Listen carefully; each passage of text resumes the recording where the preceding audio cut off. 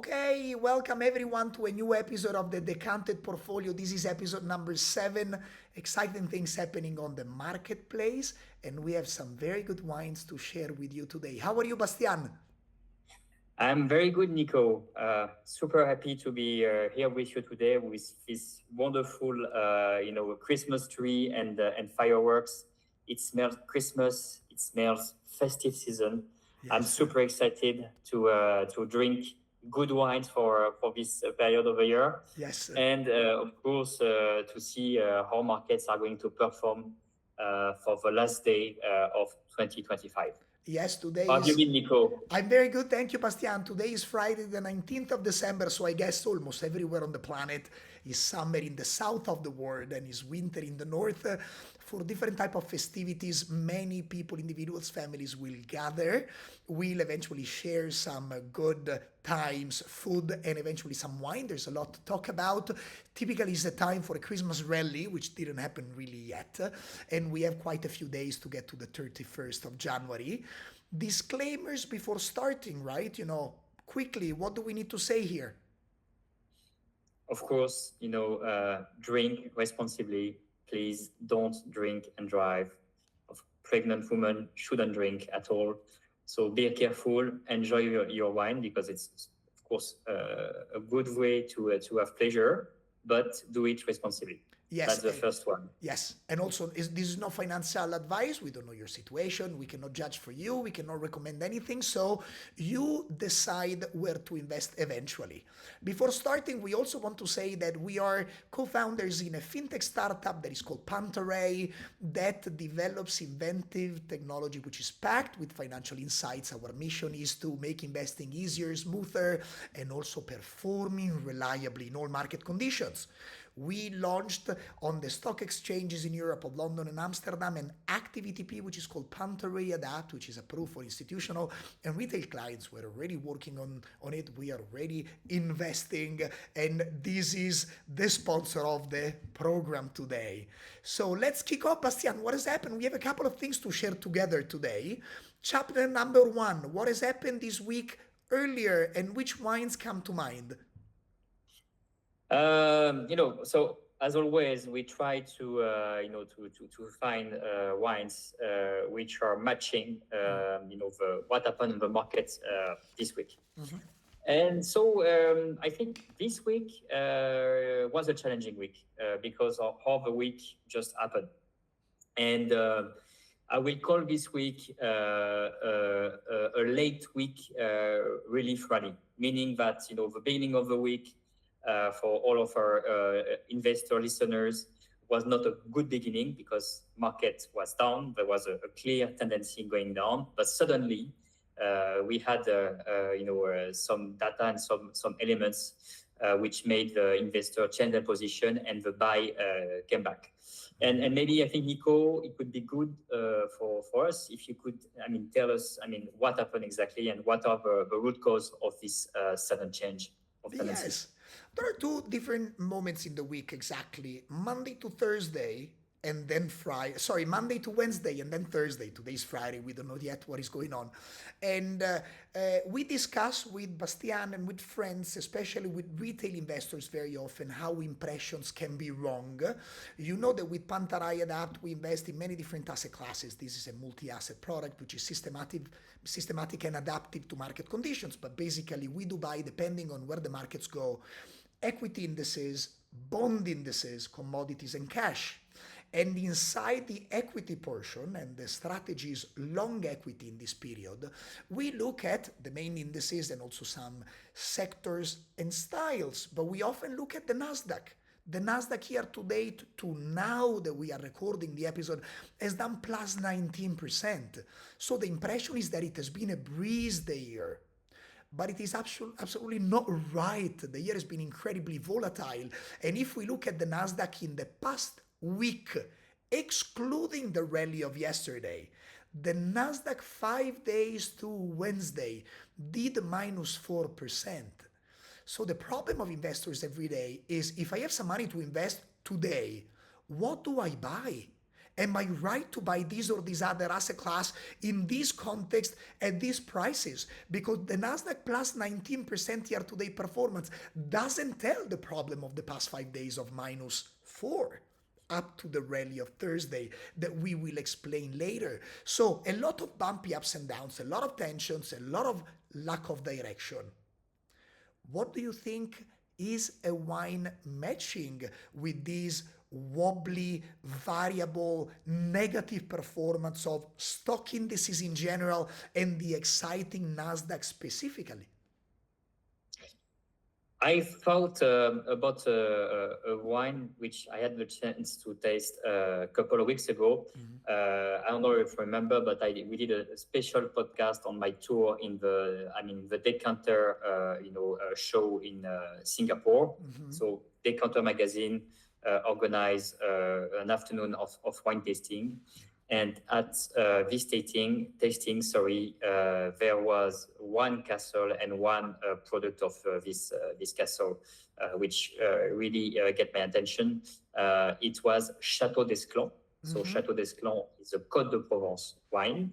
So coming from the south of France, I think, Nico, we have a map ready to share.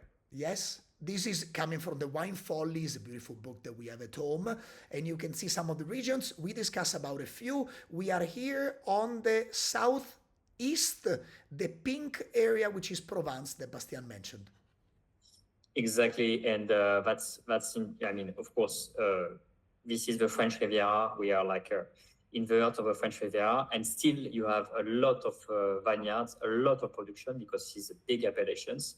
And it's gaining more and more tractions. I mean, like pink wines, they are more and more consumed. But one of the last segment of the wine which has been increasing over the last years because we are selling and buying and drinking less and less red worldwide. But the pink wines are really trendy, fashion, and more interesting. And I selected this one because this is exactly what Nico described. It's a pink wine, and if you taste it, if you do a blind test, meaning you don't see, what you are drinking, you feel that you are drinking a white Burgundy when you taste it, and it was pretty amazing. I was really surprised because I never heard of that wine before. I tasted it a month ago, and just maybe quick words about pink wine. So just to let you know, our listeners, that basically a pink wine is made, the production process is similar to the red wine. Okay, so the white wine production is different, but it's really similar to the red one. And what we do for a pink wine is that most of the time, majority of time, when you look at a grape, the skin is dark. Okay, but the inside is white. So you press basically the juice, and to get the color, that's true for the red wine and for the pink, it's the contact with the skin. So you let the skin and the contact will give the color.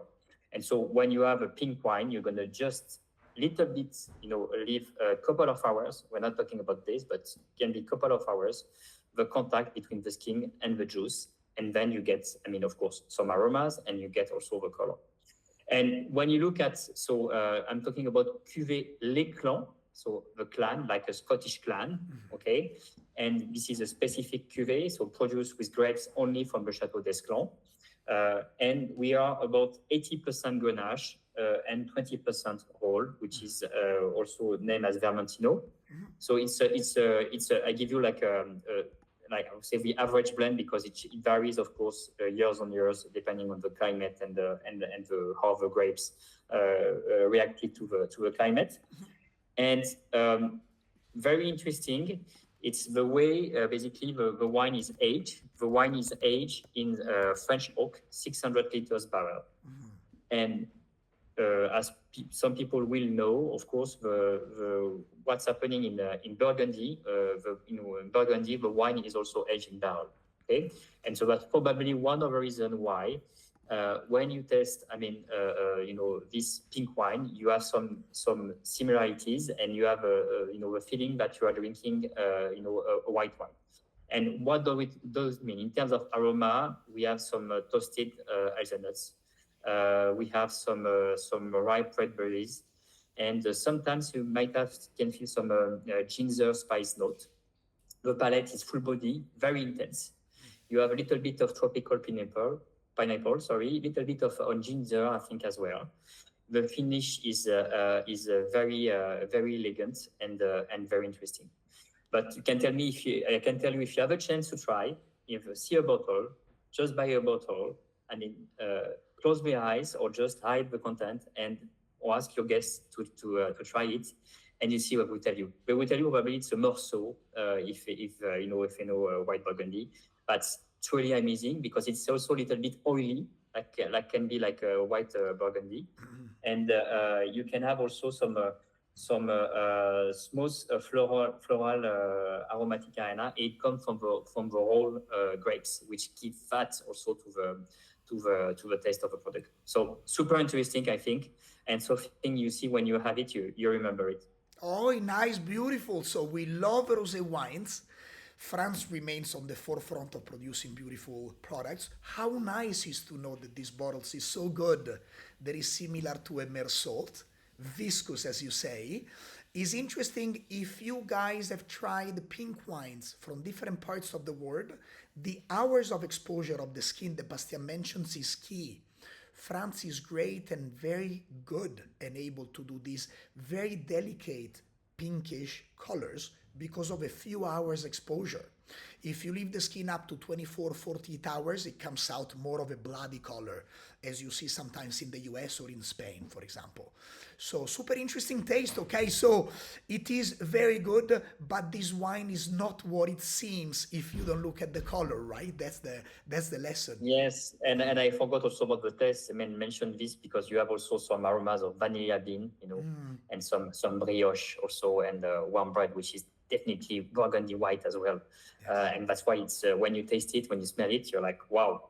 You say, okay, probably I'm going to be in Burgundy, but now you are a couple of, 200 kilometers maybe south, so not too far, but still surprising for the rest, for the region. And of course, if you look at Chateau d'Esclans, the most famous cuvée is Whispering Angel. Probably you had the chance to see it on Wiley because it's quite popular, specifically in the US, which is, I think, the very biggest market, but also, of course, in all the clubs and all very beautiful restaurant places in summer. But you see it's completely different taste. So that's interesting. And this is, what I love about wine. You have a story with a terroir, and you have also a technique of production, which makes like amazing results. Okay, fantastic, nice. So we change speed in markets now because we had these strange days of underperforming stock markets, which were not perceived by the non-technical investors because, as I said, Nasdaq plus 19, it seems like the year has been a breeze, but actually it's been very volatile, problematic, not only during the Liberation Day period in spring, but in the past month, markets didn't go anywhere, and we had this underperforming situation up to Thursday, which was yesterday at the time of sending out the podcast, where a big piece of data was released after 2 months. Everyone was in the marketplace waiting for this, which was US inflation. Bastien, surprising piece of data, right? No one expected the US CPI coming out at 2.7% year on year. If you have no idea what I'm talking about, fair is normal. You shouldn't if you are not in our sector or industry. But the US inflation has been higher than the target of the US Central Bank, which is the Fed, which is just above 2%. And it was in September, the last point it was measured before the US shutdown at 3% year on year. That's high. This is why in the US they keep talking about affordability. For the normal middle class in the US, things are not affordable because prices continue to go higher. Actually, inflation doesn't move in big jumps. The price changes are gradual. So after not issuing a piece of data in the US in October for inflation because the government was shut, Finally, we got a release yesterday. Absolutely unexpected, much lower than expectations. So markets and stock markets specifically have rallied big time. The underperforming Nasdaq did a jump of plus 2%. The S&P was above 1.1 only in the day. European markets have been positive as well. A complete change of registry in the short term. How is it possible? There's no time to comment in detail all the components of the basket, but the data is distorted according to my own opinion. We need to wait for analysis coming out, but few days of measurement, Black Friday added, chunks of time over the period measured without data. This number is likely not a right thermometer of where prices are in the US right now. So we will need to look at the December number. The happiness of markets is probably temporary, sorry. And here the point is that if inflation is lower than expected, then the US central bank would be able to continue cutting interest rates, stimulating the economy and helping the stock and the bond markets in theory, which is why yesterday markets bounced with such power. But this is unlikely to continue on the back of inflation again, because this piece of data remains not reliable, not a picture of what is going on for real. Maybe we'll ignite the Christmas rally that we haven't seen so far, but the piece of data not to trust. Having said that, the powerful jump up in stock markets for no other reasons reminds me of a powerful, beautiful wine region that, unless you live in Spain, you are unlikely to know, which is the Toro region. Given that Spaniards, and I live in Madrid, are very proud of their wines, and I have to say that many wines are stellar and would deserve more space and recognition. Some are well known, but not all the regions. In fact, if I would ask you, Bastian will know, which are the popular Spanish wine regions in Spain? What would come to mind? The classical ones. Ribera del Duero. Sorry for the pronunciation. Ribera del Duero, exactly. It's or the Rioja. Rioja or Cava or you have several ones. You have several. So let me bring a map now down, still from the Wine Folly, which is one of the books that we love. We have macro regions in Spain, which are highlighted by this color, but there are 138 recognized denominations. Toro is here. You move from Madrid, where we are. Sorry, the quality of the picture goes down, but you see on top Ribera del Duero, as you have said, Bastian, here, super famous. Rioja is in this part in orange, and in Toro, we need to go here, border with Portugal. It is a wine region which is difficult to harvest, full of steep hills, done in terraces often, where manual harvesting is required. They tend to be areas or one area, Toro, which is fresh at night, but very hot during the summer. So the Tempranillo local grapes, which there are called the Tinta de Toro, become particularly structured and particularly powerful, but elegant. And so you would have these rich 15 degrees wines, which are powerful in your mouth, but tannins remain well balanced, and they will go in between a good jam of fruit, but elegant and sharp and defined and focused with power and alcohol. I want to discuss about one bottle, and it's not that we always have it at home. It's one of my favorite wines in Spain, which is Numantia. And this is done by Termes, is a Numantia 2017, which I have in my small collection. Not many people will know that since 2008, LVMH is behind the production of this wine. And so there's some Spanish heritage and good winemaking, but also world-class expertise behind. You have a bottle that when you open has all the power and the intensity of a beautiful Toro, but it will start with a focused blueberry flavor. It will come out later with some mineral tones, but not stones, is graphite or graffitos in Spain. Okay, I would say this is something to discuss in another podcast, but on top of the flavors in the nose and in your mouth, you will feel some wines will expand in your mouth horizontally and some will go on a line. And this is on a line is super sharp and focused, so the power is contained. It will have some cinnamon and it will later go into interesting chocolate, but dark chocolate notes. And I took also a note on my piece of paper to say that rosemary will show up later. So beautiful, powerful, but focused on the task and the topic, which is why the Nasdaq has bounced on the reasoning behind the good inflation number. Okay, so completely incongruent markets. It looks like a good year, but it's been incredibly volatile. In the last month, we didn't go anywhere. In the last week, underperforming up to inflation. Inflation numbers distorted, but enough to make the markets bounce very much. And our Panther Rai Adapt is, of course, enjoying being 80% long stocks, the bounce. Anything to add, Bastian? No, I want to test your wine, Nico. Okay, we'll open it together as soon as we see each other.